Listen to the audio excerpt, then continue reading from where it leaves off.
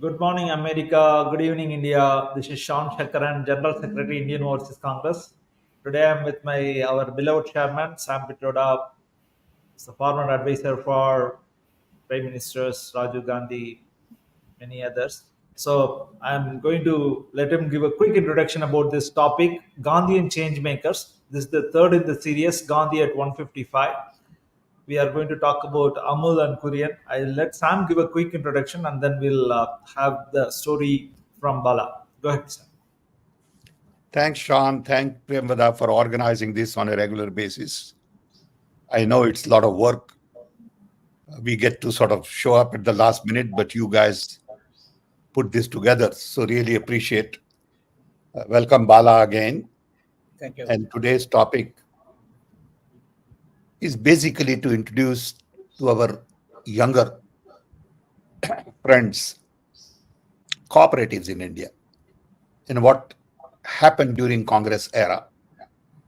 Because general impression based on what media promotes is nothing got done in 70 years. Even the Prime Minister of India says nothing got done for 70 years, which is all bogus, lie, misunderstanding, and a propaganda. If we didn't plant the seeds at the right time for the right things, whether it is IIT, IIM, cooperatives, telecom, software, IT, Panchayat Raj, oil seed mission, literacy, immunization, polio eradication of guinea worm, we wouldn't be where we are.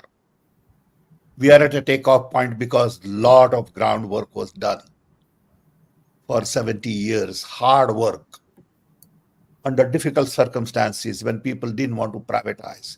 People didn't have the education, infrastructure. We had no talent. We had no capital.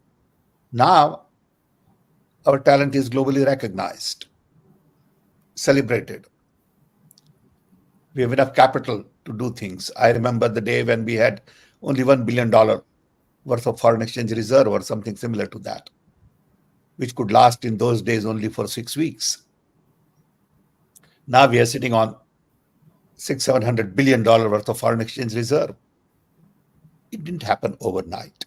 It did definitely happen in last 10-15 years. So Bala is going to talk today more about cooperatives, Amul Cooperative, how cooperatives work. I don't think many people understand how cooperatives work. There are huge cooperatives in America. Even for things like orange juice, there is a cooperative. You go Google and you'll find a headquarters for cooperatives in Washington, D.C. And you start looking at their website and interactions, and you will see billions and billions of business is handled by cooperatives in America. But what is fashionable today is rich and famous. And as a result, people discuss only billionaires and listen to them, and not heads of the cooperatives who organize billions and billions of dollars worth of business for public good.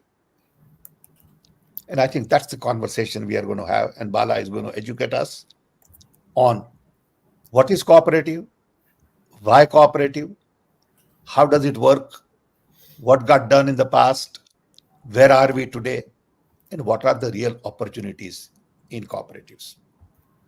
You can have cooperatives for banana, mango, coconut, furniture, bamboo sticks.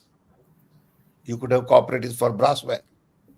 You could have cooperatives for anything if you organize yourself.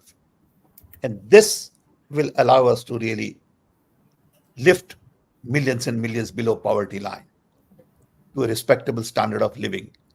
There'll be some equity, and there'll be wealth distributed to other people, and you won't have the kind of concentration of wealth that we have today. So that's one idea that we are going to explore together. And it is very Gandhian. Kurien himself told me all the stories. We were very close friends. I used to go stay with him on and off in Anand to his Nirma University, gave a couple of talks, convocation speech. He and his wife were very kind, great host. And Kurien started this when he was very young. He had just come back from America. And Tribhuvan Bhai Patel, who was Gandhian, really gave him the direction and support. And I'm sure Bala will talk at length about this. So I request Bala to educate all of us, and then we'll have a broader conversation. Thank you, Bala. Welcome. Thank you, Mr. Sam. Without much ado, Bala, you want to give a quick maybe one-liner, or shall we get into the PowerPoint directly? We can get into the PowerPoint. First slide. Okay. Yeah. Bala, can you come a little closer to microphone so we can hear you better? Yeah, sure, Mr. Sam. Yeah. Okay. Thank you. Like Gandhi's prayers, every day Gandhi's ashram used to have a prayer in the evening. I think all presentations to Gandhi's idea should start with this talisman. So can we go to the first slide, Shan? This is Gandhi's talisman. Anyone who wants to understand Gandhi or wants to follow Gandhi, who wants to take up on Gandhi's ideals, this is the shortest definition he has given for his way. I shall give you a talisman. When faced with a dilemma as to what your next step should be, remember the most wretched and vulnerable human being you ever saw. The step you contemplate should help him. This is the basis for all Gandhian principles, policies, and constructive programs. Next slide. When I studied agriculture, I was typically given some definitions about economics, the conventional definitions. The conventional definition says economics is a science which studies human behavior as a relationship between ends and scarce means, which have alternative uses. This is one of the standard definitions. Those days it was popular. Now the definition has moved a bit more, a bit sophisticated. Now it says that economics is a social science that studies production, distribution, and consumption of goods and services. Now, this is the way the conventional scientists or the economists looked at it, but Gandhi had a different idea. Gandhi put in a norm to this entire science. It says the world has enough to fulfill everyone's needs, but not enough to feed one man's greed. To give you an example, Not is missing. Yeah. Yeah, I'll add that. Yeah, sorry. To give you an example, this year the Indian economy, we produced 330 million food grains, tons of food grains, which means 33 crores of tons of food grains, which is 33,000 kgs of food grain, 33,000 crores of kgs of food grains. If you divide by 140 crores, every man has close to around 205 kgs per annum. And that should mean that there should be no poverty, no starvation in India. But India yet ranks one of the very low in terms of starvation and poverty. Why? This is the problem. Today we will try and see how we can address through Gandhian ways. And critics say that Gandhian approach brings in a value norm. Science has to be studied as a science. Nobody understands even this conventional definition assumes that every player in the society has equal capability to participate in the economic decision making. Not everyone may. More than 60-70% of the people have very little say in their choices. They live a life of penury or poverty out of no choice. So let's understand how this Gandhian approach of feeding or fulfilling everyone's basic needs in the coming slides. Is the equal participation is the underpinning of this whole cooperative stuff? Yes. We'll go to the next slide. Yeah. See, Gandhi was one politician. He was actually who looked beyond getting independence from British. Those days when everybody were fighting through various methods of getting independence, Gandhi is the one who simultaneously thought what beyond independence. So he was saying that he had an ambition which says that it has to be the Indian society or economic society should be reconstructed from the smallest unit, which is the poorest man. So based on his idea, he had worked out 18 thrust areas various thrust areas: communal unity, Khadi and village industries, sanitation, education, etc. So to work out an economic construction plan, he wanted a survey of a smaller unit. Those days, a taluk is a very cohesive unit, so he wanted that to be done. He wrote an informal note to Kalelkar, who was the vice chancellor of Gujarati Vidyapith, which was founded by Gandhi himself. So Kalelkar writes what Gandhi wrote, says what Gandhi wrote to him. He says in an informal note which Gandhiji handed to me, he expressed a desire that Indian economics should be built from the bottom, by a posteriori method of securing rock bottom facts and drawing therefrom the most rigid process of reasoning scientific conclusions. Look at the word Gandhi is using in his note. Most rigid process of reasoning and scientific conclusions, which no amount of jugglery could controvert. He gave in that note a few ideas how this survey should be done. Now, Gandhi is not known to be somebody who uses words, very casually. He says jugglery. Why would he use a word called jugglery? Because when in the 1940s, the world wars are coming to somewhere an end, and everywhere across the world, democracies were springing up. So Gandhi knew that in the new set of things, unless the voice of the common man is brought in and good livelihood is built in, the existing capitalistic or the existing power centers will again capture the power for themselves, which will ensure that the common man will be kept out of the system. So he wanted a proper survey to be done. Therefore, he was waiting for someone to come. Next slide. Next slide. Yeah. So now comes another man called J.C. Kumarappa. He is born in a Tamil Christian family. He is a chartered accountant. So he went to US to stay with his elder brother for some time. Then he got interested in studying further, and he studied BSc Business Administration in Syracuse University. And then in one of those, part of his extracurricular activities, he was giving a lecture in a local church about India's poverty, why India is poor. And one of his professors read about that particular lecture, and then he advised him to go to Columbia to study a course in public finance. And there he went to Columbia to study public finance. He studied under a professor called Professor Seligman. He was one of the pioneers in progressive taxation. That was the time even the taxation, which are hitherto were regressive, because the kings or the large empires used to actually take a lot of tax from the poorest of the people.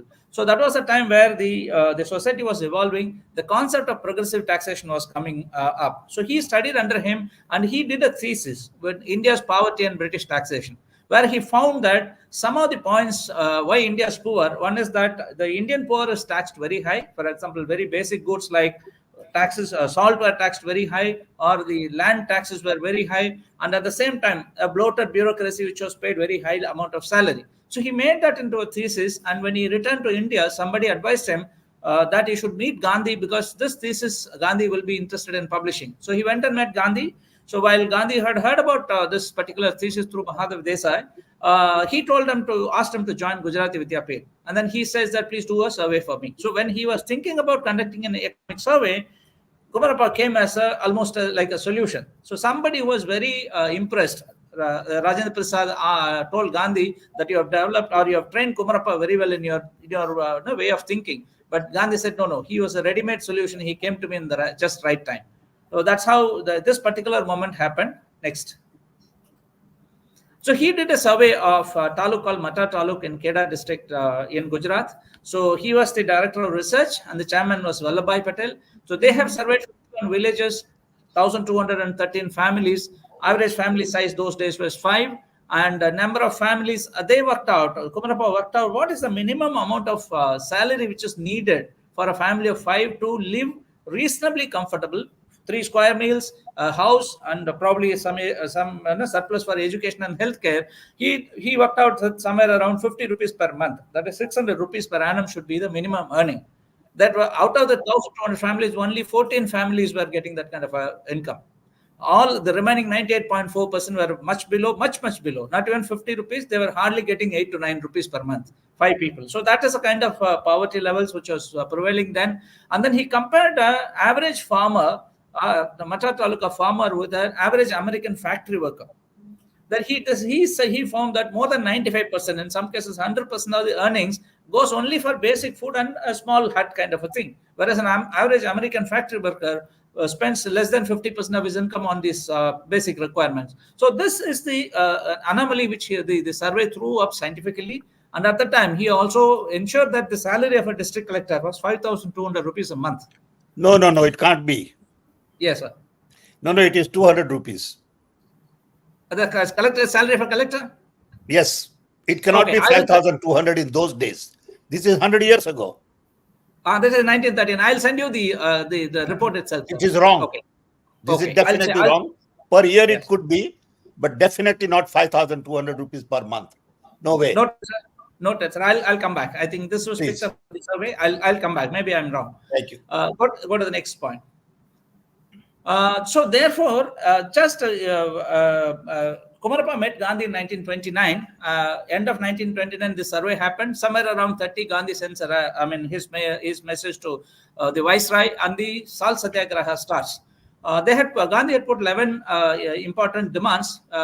Most of them are well known as basically reduction of tax on salt, import duty for foreign goods which has to be imported, reduction of military expenditure, reduction of salaries of civil servants, and it also asked for a boycott of foreign clothes. And then Salt Satyagraha is what made Gandhi to come to a world stage, because 1922, though he had started the non-cooperation, this Salt Satyagraha presented him a right place, and his struggle or the Satyagraha was reported widely, because that was the time the evolution of media was also coming in a big way.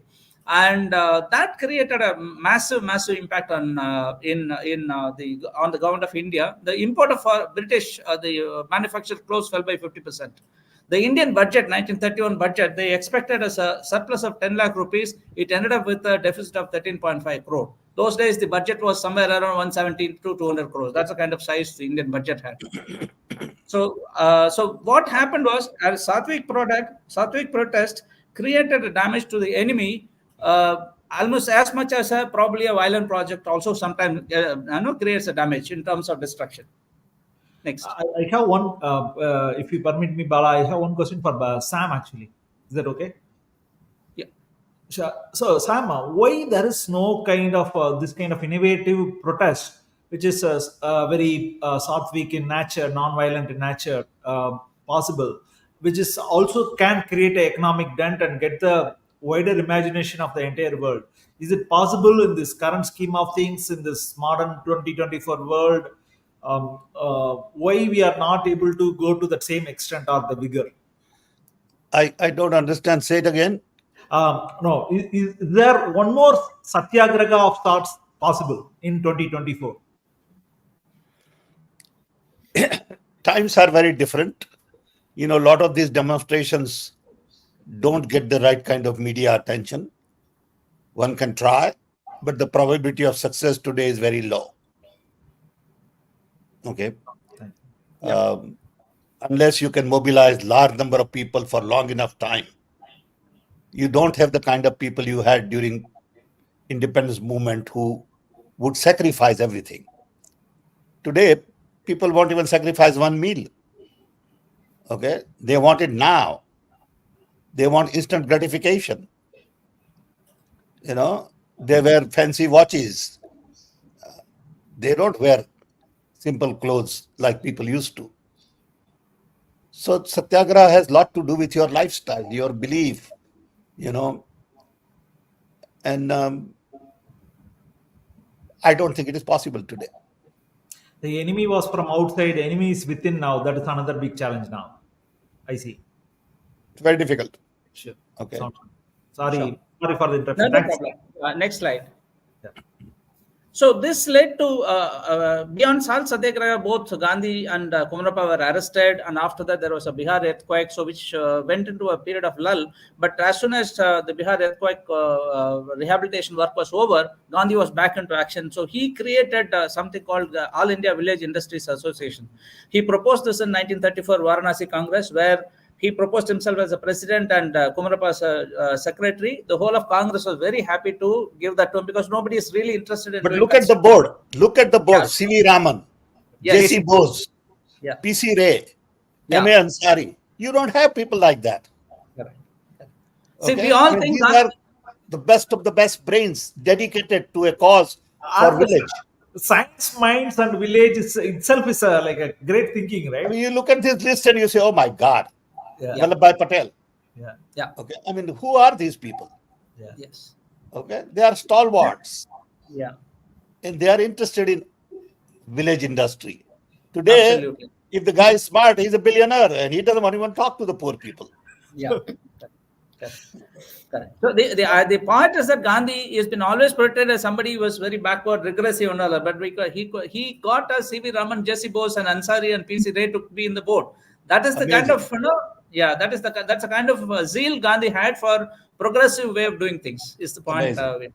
Yeah, and in 2 years they have streamlined 12 rural industries, a lot of industries, khadi, jaggery making, and a lot of other industries they have made, and they have presented to the Congress.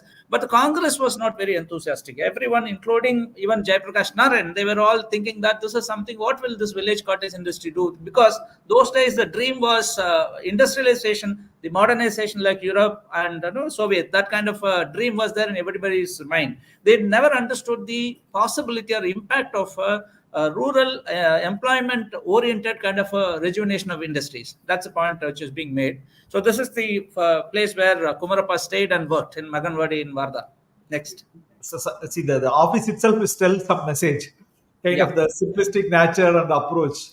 Absolutely. Go ahead. See, this at the same time, there was another thing which was happening. A problem was happening in Kedah district in 1946. In the 1940s, the government, British government, had created two plans. One is Bombay plan, another one is Delhi plan. Basically, these cities were becoming very big, and the basic needs were to be supplied. So they gave contracts to private trade to bring milk to and then supply to Bombay. So they had given these contracts were typically monopoly contracts. So one was something called Polson's, which was owned by a Parsi gentleman called Pestonji Edulji. What happened was he used to procure milk and supply to Anand. But then milk has its own season. There is something called a flush season. There is something called a dry season.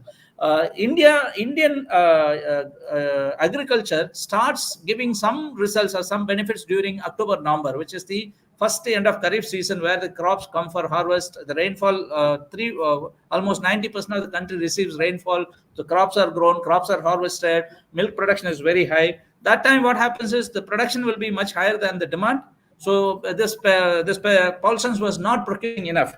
Similarly, when the the production goes down during summer months, he was still not giving a good price. So both ways, the farmers were losing money. In the sense, during peak season, flush season, this guy was not procuring. So the milk was left out in the farmer's home, and it's wasted. So the farmers had this problem, and they went and complained to Vallabhbhai Patel.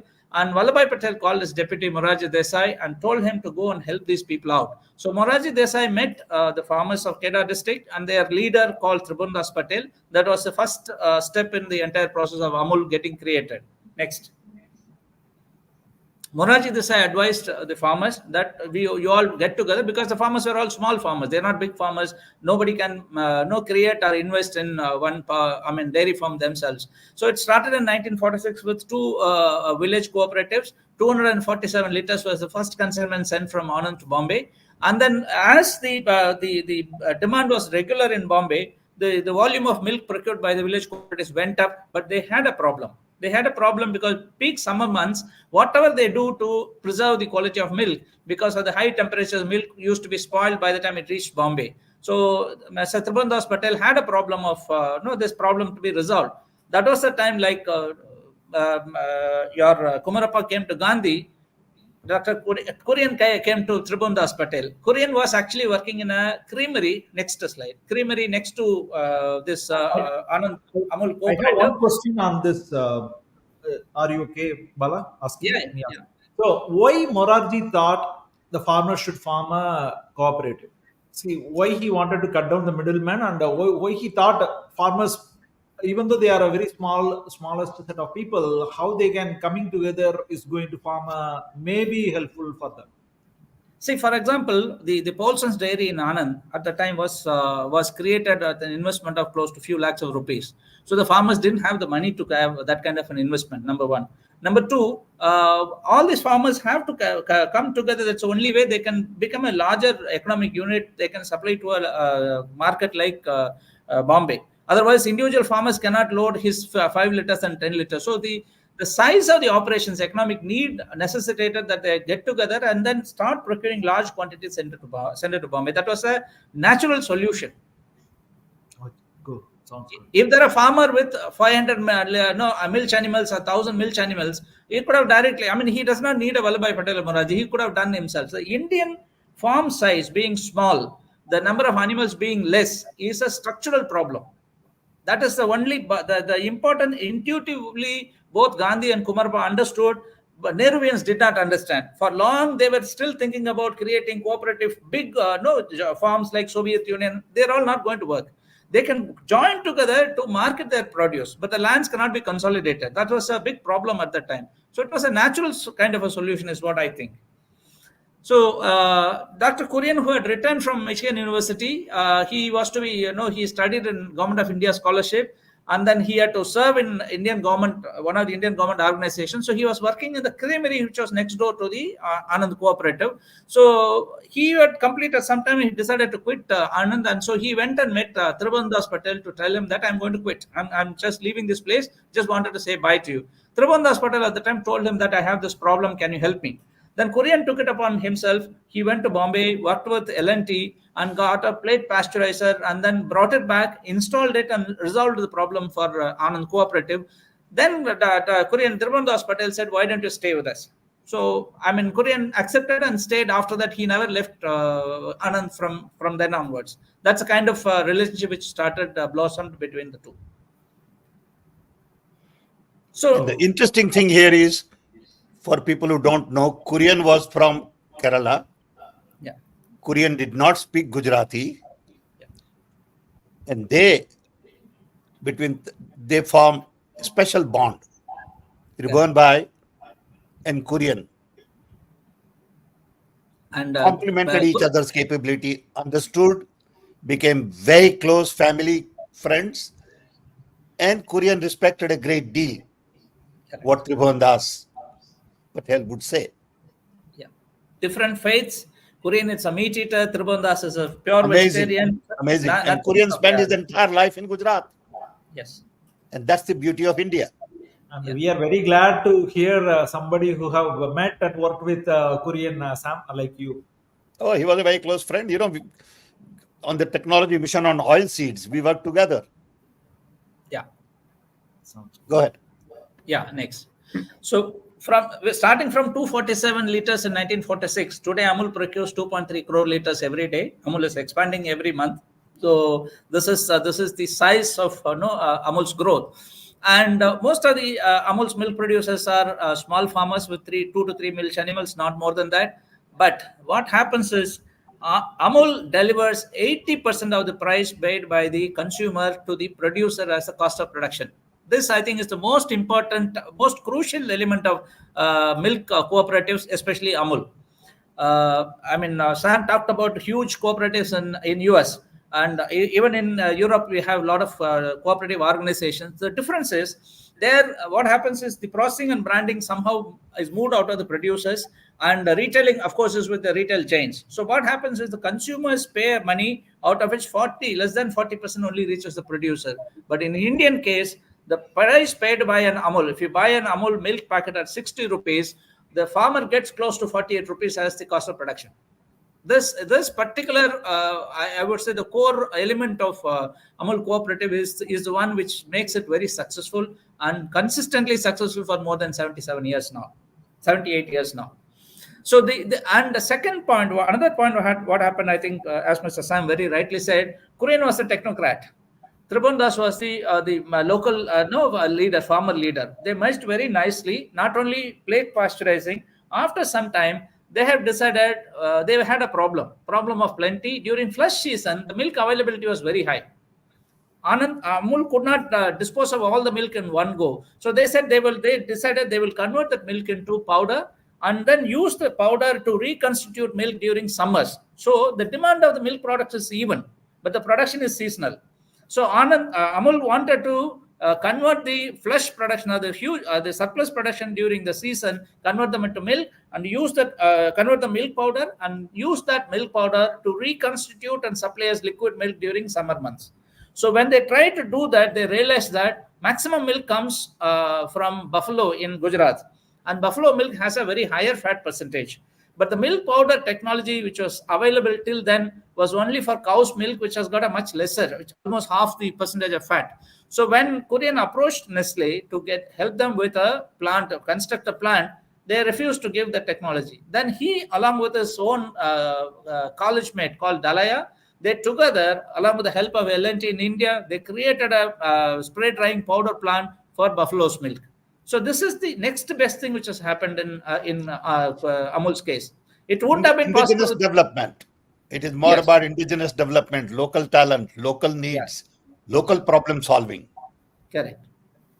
So this, when this was so successful, then I think when they created that milk powder plant on October 31st, which was Vallabhbhai Patel's birthday, which Nehru came to inaugurate, that was the largest milk powder plant in Asia. I mean, you can imagine the kind of enterprising thing which Tribhuvandas Patel and Kurien did together. It is something today. These sizes look very small because we got used to it. But when you look at 1946, where even there were no roads in the first place, to create a milk powder plant, 1950s. Amazing kind of enterprising.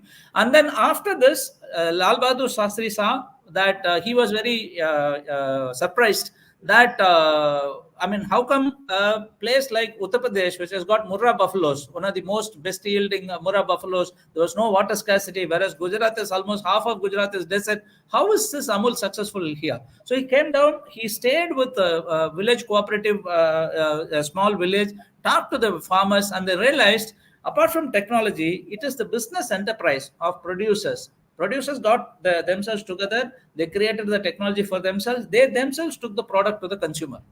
It completely removed the role of a middleman, a trader, or a processor. No, nobody was there. Amul producer directly delivers to the consumer in Bombay. So then he said, "Please take this up across the country." But unfortunately, he died after that. Then the next prime minister who came, Indira Gandhi, helped him to formulate the 1971 Operation Flood, and for which the money did not come from Government of India. He got FAO funding, and he went and created cooperatives across the country. Every state a cooperative was formed. That's how this entire process worked out. And somewhere around 1996, I think when technology machines started supporting, 1996, India became the largest producer of milk. This is the story in short how it became probably the largest India becoming largest producer of milk. Let me add one or two lines if you allow me, Bala. Yes, sir. Rajiv Gandhi once called me and said, "Sam, we need to be largest producer of milk." He said, "Kurien is in town, go meet him." So Kurien was staying at Asoka Hotel. So I called Kurien at the hotel in his room, and he said, "Why don't you come, we'll have lunch." So he and I met at Ashoka Hotel. This was 1988. And he said, "Yes, Prime Minister spoke to me and he wants me to talk to you, see if we can set up a mission on milk production, because you already have 5 missions. He wants to add a 6th one." We had 5 missions, one on drinking water, immunization, literacy, cooking oil, and telecom. So we spent some time. He said, "Come in the evening, we'll have drink together." So he and I sort of clicked as friends. And he said, "What would you like to accomplish?" I said, "Kurien, I would like to be the largest producer of milk in the world. 1-point program. This is where this comes from." I said, "If I want to get involved, we got to be the largest producer of milk in the world." And he got excited. He said, "This is the kind of vision we need." And in about a couple of months, he invited me to Anand. Had almost 2,000 people there, cooperative people. There's a big event plant in Anand where he spoke, I spoke, and we announced the mission on milk production with one basic idea that we want to be the largest producer of milk in the world. Here it is. Yeah, That's how seeds get planted. exactly. Political will, domain expertise, and execution. Yeah, very true. If there was no political will, it wouldn't have happened. If there was no domain expertise like Kurien, it wouldn't have happened. They go hand in hand. Thank you. And the last Exactly. piece, execution, is very important, right? Which Very is- important. Yeah. So, Next. Sam and Balab, this is a question for both of you. What is this technology mission thing? Is it about using this automation or global or building this indigenous technology? What do you guys call as No, technology? technology mission was all about using technology to solve large national challenges. It is about technology mindset, scientific approach. It was about management. It was about measurable, deliverable milestones, mobilizing resources. Okay. Each mission, there were 6 missions. There is a magazine called Seminar. They had a special issue on technology missions. United Nations called a special meeting on technology missions in Poland, where I was invited to deliver series of lectures, and UN published a document on India's technology missions. But this is all history. People don't know these things. Yeah. Okay. Yeah, So it is, mission in was fact, about measurable, deliverable milestones with new management approach. And the idea was to take technology to people. Immunization required technology, desalination plant, satellite imagery, excess iron removal, excess fluoride removal. This was water mission. absolutely. Literacy, simple thing like a plastic blackboard. So you don't have to cut wood to create blackboard. Okay. We had to redesign chalk because chalk had this element which used to crack and make squeaky noise. So we had to redesign chalk. Okay. We had to worry about the right kind of oral vaccine. Okay. KPV versus oral. So there were so many things. And I tell you, in those days, it was like being on drug. It was romantic, the most romantic period of my life. Yeah. Yeah. Whenever we got on the plane, there were 11 of us who took flight together. 6 mission directors, Jairam and I. We had a very well-known PR guy who was with us, Jarsan Dakuna. Then sometimes Bankar Roy will travel. And we went to every state, met with every chief minister and launched missions in their states. And it was an exciting way of doing things. Okay. That's what it takes. I have one question on the indigenous technology building for both of you. See, Korean challenged even Nestle, a global corporation, to build such a magnanimous stuff. And Sam, you also challenged a lot of global telecom players to build whatever Yeah, rural sure. exchange. So, Ericsson, Siemens, yeah, all of them. yeah. So there is this always this global whatever this capitalistic nexus, right? So when you are building something indigenous, which is again some Gandhian values, which is It's a where very complicated fight. yeah, It is a very complicated fight. I fought with French. Mitterrand had come to India, and Mitterrand was told that be careful with Sam Petroda. This is Mitterrand, president of France. So in a press conference, it is all public knowledge. Somebody asked him that, have you met Sam Petroda? The press in Mumbai at the Tata Auditorium. And he couldn't remember. So immediately his ambassador said, yes, sir, you have met him last night. He was at the dinner. And everybody knew that I was against E10, which was a CIT Alcatel telephone switch. French top magazine did an entire article on how I was fighting the French multinational. This is part of the game. Okay, it is not for faint-hearted. Let me tell you, Kurien was not faint-hearted. Yeah. When we worked on oilseed missions, a normal day would start with fixing oil price. So Kurien cabinet secretary and I would meet in the morning and decide that the price of the oil today would be this. Yeah. Because you had in Gujarat what we used to call Telia Mafia. Telia. These are the rich people who control peanut oil prices in India and manipulate. So farmers cannot get the best price. So Kurien had NDDB, and NDDB had at that time 700-800 crore cash. So we decided then that Kurien will buy all the excess oil and store it to fight the oil mafia. Yeah. What happens? Murder. Kurien's general manager, who was in charge of this or something, got murdered. It was a signal to us that if you guys do this, this will be your fate. We knew that. Okay, I had several of those cases, even from multinationals.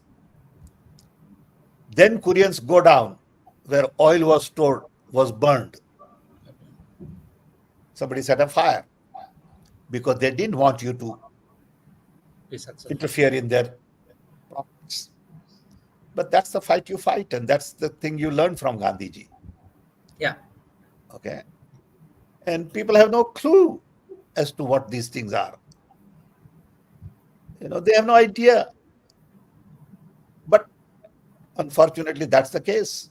They don't study how these things were fought, how India was built. Okay. India was built by people like Kuriens. So we have to respect lifetime of work. Yeah. Thank you. Thank you. Thank you. Yeah. So today, Anand Milk Union, that's how the originally the organization started. So they wanted a brand and a brand name. So one of the colleagues of Dr. Kurien suggested Amulya. Amulya means priceless. So then finally a name of Amul was chosen. The little girl with the polka is the response to Paulson's. You would have seen the European kid. So this is the Indian version of the same. And today Amul is the biggest brand in India. I'm giving you the comparative numbers of Nestle and Britannia. I'm saying if it is almost 10 times, last year they have done 72,000 crores. This year they are expected to touch 80,000 crores. That is not the point. This 80,000 crores is produced by 36 lakh milk producers. That is the most important point. 36 lakh milk producers get out of the 72,000 crores, close to around 57,000 crores is paid to produce milk. Nowhere in the world this kind of a model exists. This is the most important point which we'll never miss. For example, if Nestle makes profits, it goes to a few shareholders. If Britannia makes profit, it goes to a few shareholders. But if Amul does not make profit. Amul's producers, they work out a price of milk based on the cost of input like fodder and labor and the cost of milk animal on which they fix a price, and that price they add the processing cost and the distribution cost and deliver it to the consumer. Today Amul milk at 60 rupees is one of the most, I would say at that price is one of the reasonable prices which you can have a nutritious food item. And out of that 60 rupees, you're almost talking about 48 rupees goes to the milk producer. That is the point what we are saying. The other point I've put, market capitalization is not applicable. In the next slide, I'll explain why. But if there was a market capitalization, yeah, Amul today would be $120 billion. Exactly. Okay, you can just do the mathematics. Yes. Amul's market capitalization would be $120 billion. Yeah. Amazing, Amul does not have great thing. It is run by farmers, it is run by normal executives, normal people. And as a result, Amul's numbers don't get into the economy. Correct. It is not shown in the in your GDP, GNP, per capita income, all that crap. Correct. and it is not part of your stock market. Therefore, the young earning members, the immediate, the people who get into software industries, they want to invest in stock market. They don't even know what Amul is because of this. Yes. In American But parlance, $120 billion market cap. Yeah. in American parlance, it's $10 billion in sales, or $9.5 billion in sales is what they have reached. Yeah. Yes. See, to give an example, Amul is what is called a three-tier model. The first tier is the village milk producers cooperative, where the primary producers, they produce milk and then come twice in a day, morning and evening. They just deliver the milk to the cooperative. The cooperative's job is to collect the milk and then consolidate and send it to the regional milk processing place, where the milk is immediately pasteurized and the excess fat is removed and converted into value-added products and sent to the major urban markets, where the federation, the third tier, takes over and markets, and it reaches the consumer directly. If you have seen this here, all these three tiers are owned by farmer, but the point is, one farmer has only one share. Unlike a private sector enterprise, where a promoter can become 51% share or 60% share. So once I create wealth, I create a very successful business entity, I have owned 50%. Therefore, next 10 generations of my family need not worry about money. That's how wealth gets concentrated. But in Amul kind of a model, there is only one share and it is not transferable and it is not sold in stock market. But what is the benefit? If the producer produces 10 liters of milk, he gets a good price. If he produces 1,000 liters of milk, he gets the same price. So the efficiency and equity are interwoven in a cooperative model, where nobody owns the company more than everybody is equal, but everybody benefits to the levels of their contributions to the company. This is an amazing model of efficiency, equity going together, which you will not see in any private sector. And because there is no other, the producer directly reaching out to the consumer, the producer gets the maximum out of the consumer's price, and the consumer, because there are no other profit-seeking intermediaries, those profits are removed and he gets the product at a reasonable price. So this model is probably one of the most sustainable model. And Amul today at 78 years, how many companies do you remember who were successful in 1947 are alive today? Leave 1947. 1991, the new economic policies were announced in this country. How many of those industrial giants or private sector giants are alive today? Amul was 1,000 crore in 1992. Today, they are 80,000 crore this year. They are going to complete in 2024.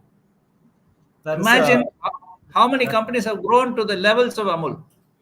There is a parlance in the startup world, disruptive innovation, Bala. They have made an analysis of Fortune 500 companies 50, 60 years ago. Maybe less than 10% of the companies are still alive. Correct. So because the rest of the guys didn't do disruptive innovation. So only those guys who tried they're disrupting their own business model could survive. Sure. So very, very interesting data. Yeah. Next slide. So the traditional food business model, I'm comparing. What happens is, for example, if I'm producing, say, paddy, what happens is there is a trader in the village, or one trader for 2-3 villages. He procures the paddy from the farmer directly or through the mandis, and then he then sells it to a rice mill owner, or in case of wheat flour mill owner, and then he adds his margin, manufactures, and he takes it to the consumer. The difference is, this is the difference between a milk and all other agriculture commodity business models, where there are minimum of 2 profit-seeking entries before the product reaches the consumer. This is beautifully one thing what we have to understand, the economic genius of a man called Jesse Kumarappa. He says, the farther the producer, 2 points he makes in his thing. One is that the farther the producer from the end consumer, the lesser the money he gets. Number 2, he says the produce of a farmer, which is what, say, 100 rupees, and the 100 rupees in the hands of a trader, they don't have the equal power in the bargaining table, because the trader's money has much more power, is much more powerful than. So that is understanding, intuitive understanding, which helped evolve these kind of organizations in India. Next. So this, I think I've already explained. So what happens is, the year end, when Amul, when they sell everything, initially they pay upfront for the farmers. There's a price fixed, and they add a 20% margin to the cost and then market at the end of the year. If the expenses are lower than the 20%, the balance is given back to the producers as bonus. Next. So as I've explained this point earlier, why Amul model is unique. Even in Western countries, you have large producer cooperatives, which are very successful, milk and many other commodities, as Mr. Sam said, but they don't market directly to the consumer. They sell it to the manufacturers, big brands, and then those brands sell it to the big retail outlets. So the net earnings are out of the producers is less than 40% of the price paid by the consumer. Whereas in Indian milk cooperatives, since the milk cooperatives are directly reaching out to the consumers, they get the maximum money paid by the consumers. That is the fact which makes Amul model as unique. Next. Are there no problems in the supply chain, Bala, without these intermediaries in place? No, see what happens is supply chain, they use a private intermediary only in the last leg from the dairy after the products are manufactured, like a milk packet is manufactured. To distribute that, there only they're using this local distributor. So it's basically a leg worker, which is almost like using a laborer, not a profit-seeking private entity. So therefore, the price paid to the last leg is actually almost like paying the actual cost of distribution.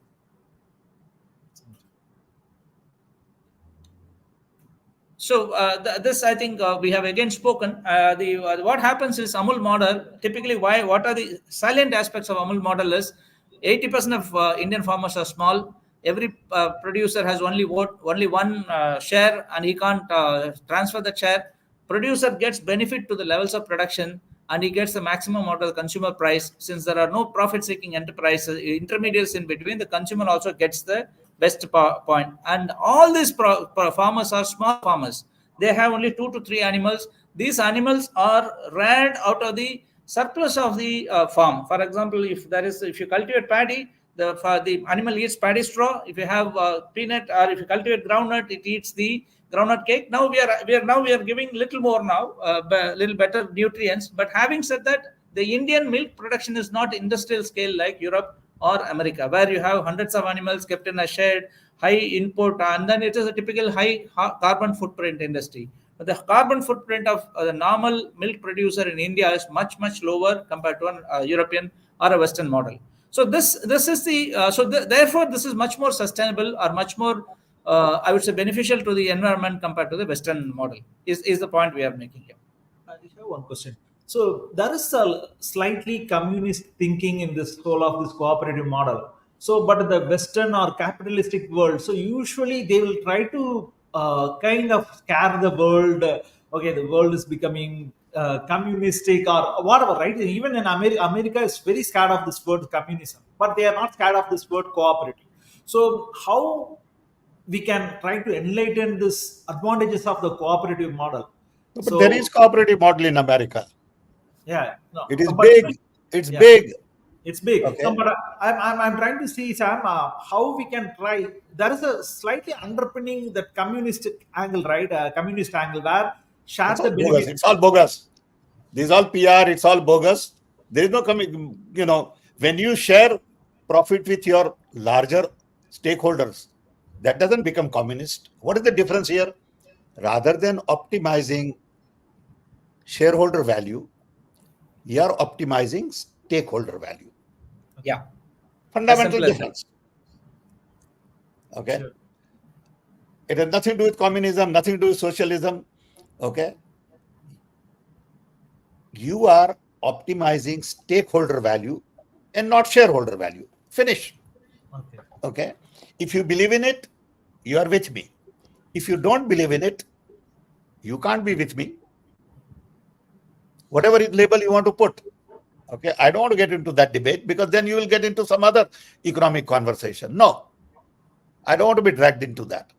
No, but usually the economic Shan to explain. Yeah. Shan to explain. Post 1991, the dairy industry has been liberalized. Today, Amul is fighting with the private sector on equal footing.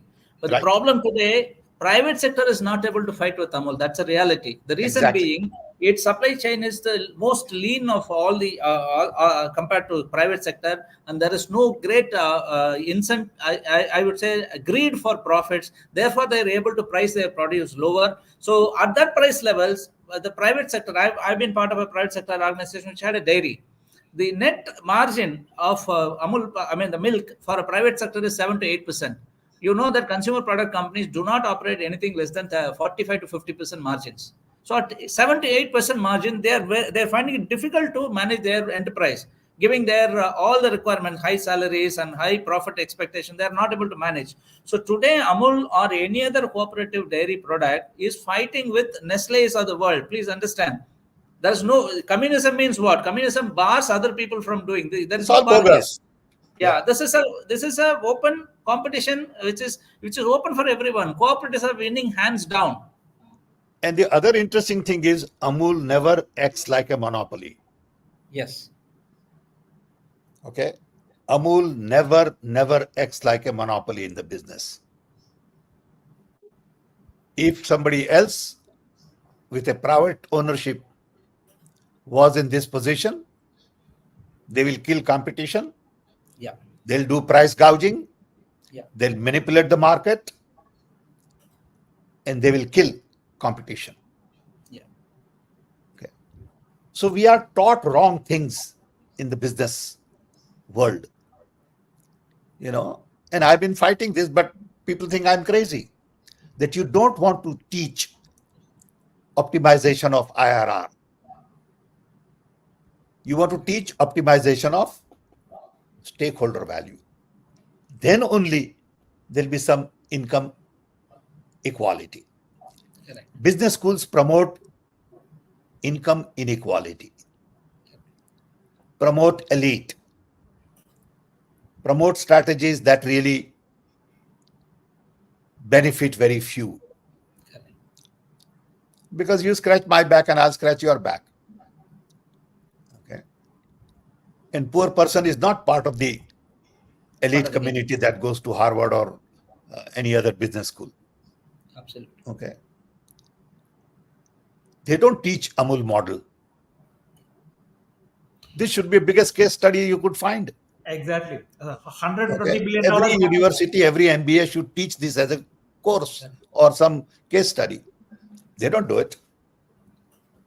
I think by mistake, the entire the modern business school, teaching everything talks about a model which is almost like a musical chair competition where everybody wants to win, and in every round somebody gets elbowed out. But Amul model of cooperative is that together everyone is benefiting.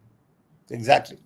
If Amul is not there, you would have had a Nestle doing the entire thing, selling milk at 200 rupees, and large portion of the people will be out because Nestle could have procured milk at a much lower price, because it is happening in Maharashtra where there is no good cooperative. Milk is sold at 25 rupees and 30 rupees, whereas Amul pays 48 rupees per liter. Sounds good. Yeah. So what would have been happened if the situation of milk cooperatives were not there in India? You can see what is happening in vegetables like tomatoes. If you see the peak season, October, November, December, that's when the crop comes to the market. The prices crash. Sometimes the farmers don't have enough money to even harvest the crop. They just leave they plow the land with the crop itself, or they bring it to the mandi. They realize the price is not good. They throw the product on the roadside, and it happens. It would have happened in milk as well. But what Amul has done, or the milk cooperatives have done, is they procured the entire production during peak season and stored it and saved it, and then they used it to serve during off season. Thereby, during peak the prices of procurement prices remain stable. Since the end product is also stored throughout this year, the end price is also stable. You don't see a stable price possibility in any other agriculture commodities apart from milk. That is the biggest contribution of they have just married both production and consumption in such a way, seamless way, that it benefits all. Next.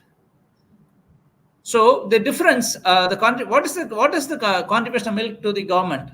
See, we are the largest producer, and milk is the largest value adding part in overall agricultural scenario. It is 20% of agriculture economy, and it is dominated by milk producers cooperative.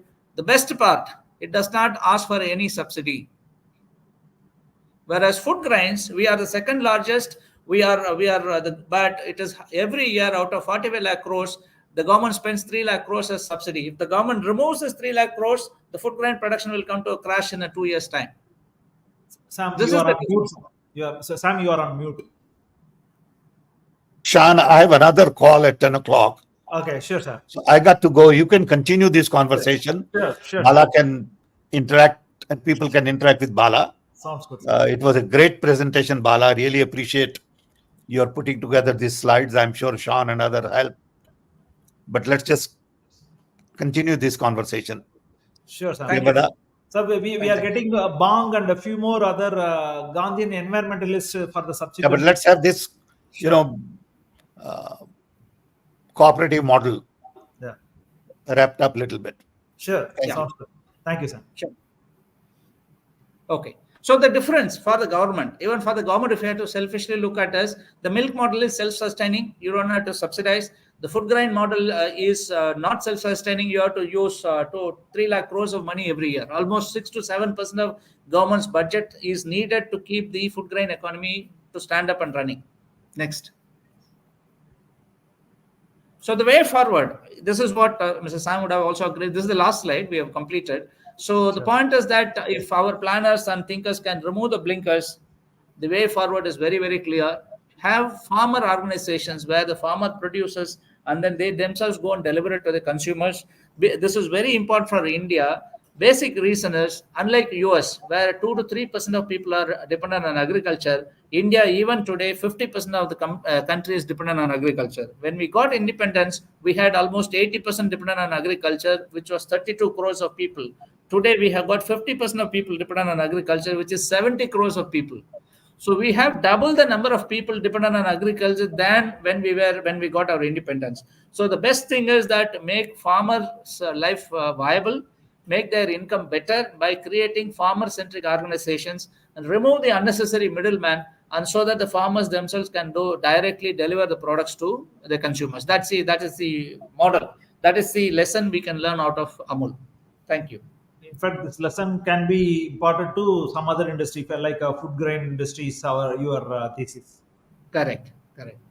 Sure. For example, when we had this 1 year of farmers struggle on the road, it is not that you can pay people to stay on the road in the extreme winters for 1 year.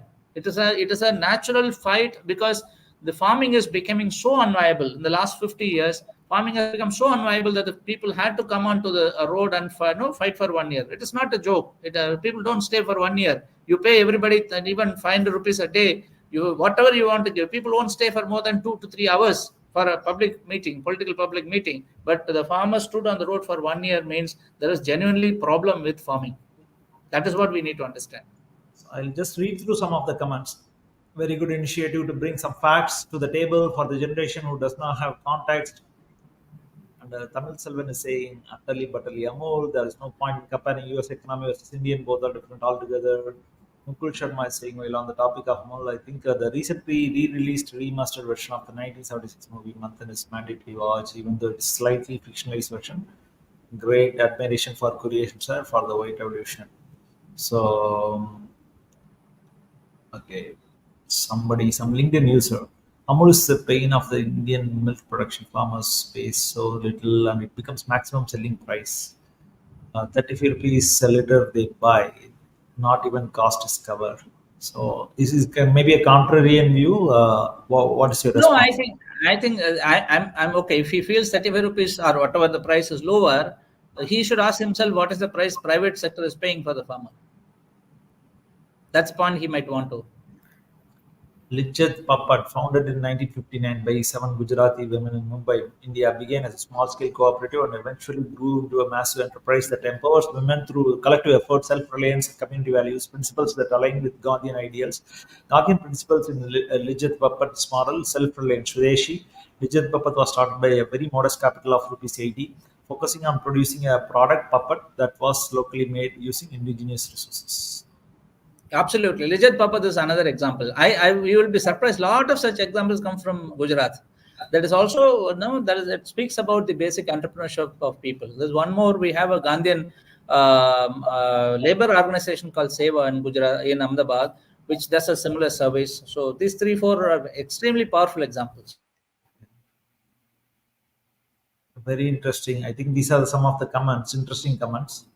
So, Mukul Sharma is saying, you are right, Bala. Cooperative farming also takes away the problem of small farm sizes, which leads to economy. Yeah, Which leads sorry. sorry, no. Yeah, Shan, Yeah, sorry, I have a question. yeah, go ahead. Sir, I just want to ask you, how can we replicate, like, we only know like two major, like Amul and Lijja, they are famous cooperatives in India. How can we replicate these models in other sectors, like you say, the fruits, or say, as you said, food grains, so that, India has like, we don't see such spirit and such models, which are great success stories in Yes. today's age and world. So how do you think we should, what steps should we take so that we can replicate these models into other industries, considering that India is like on the 105th 7th level of hunger index? How to Absolutely. elevate poverty with such models?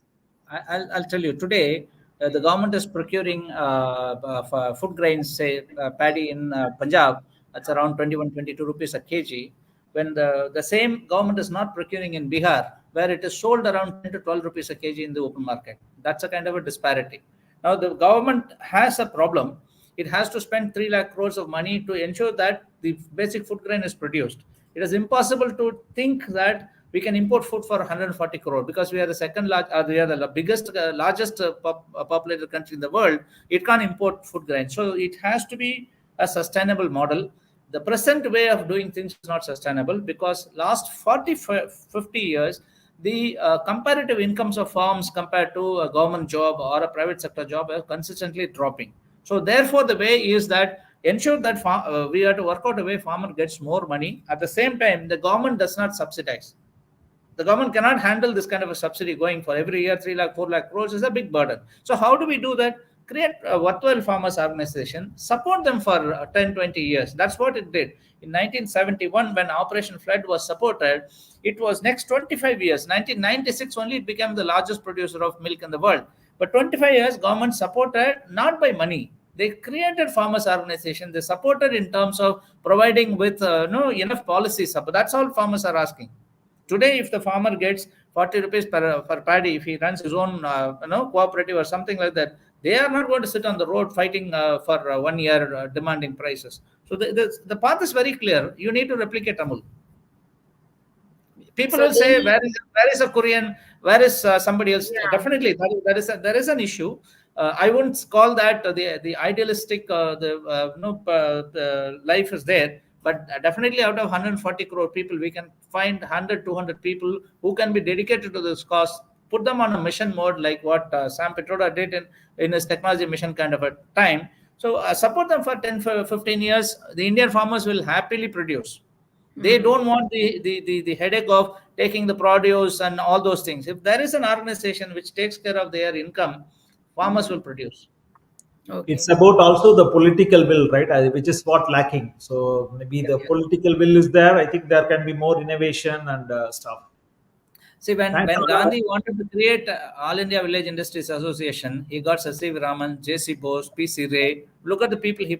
Similarly, when Rajiv Gandhi wanted to bring in people, he got a Sam Petroda, he got a Korean. That's how it came. So at a political level, will, which is what I think Mr. Sam correctly said, when there is a political will, you will find right people. And I'm sure there are like such people with great experience, which we don't see nowadays, like coming Yeah. ahead. And if See, you have the political will, you can resolve these farmers' issues as well, like, and yes, with exactly. good pricing. Okay, Yeah. thank you. So we need to understand why farmers are fighting, why farmers are sitting on the road for 1 year. They're not fools, right? Mm. Nobody will want to sit on the road for 1 year.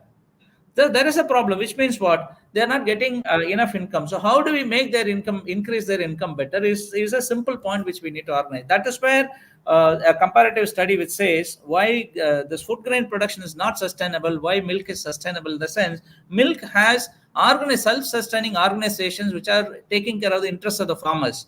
Food grains don't have. Mm. Sounds That good, is Bala. We are on the top of the hour, 1 hour 9 minutes, but we have got 299 viewers, live viewers this week, which is very Okay. interesting. I think we Thank you, got sir. the Twitter integration issue fixed. Thanks, Rakesh Patel. So let's look forward for a different topic in this Gandhian Changemaker series next week. Looking forward to meet all of you along with Bala Priyamata. Take care. Bye, guys. you. Thank Thank you. you. Thank you, Thank you, sir. Thank you. Priyamada. Thank Thank you, you, Bala. Shan. Yeah. Yeah. Bye.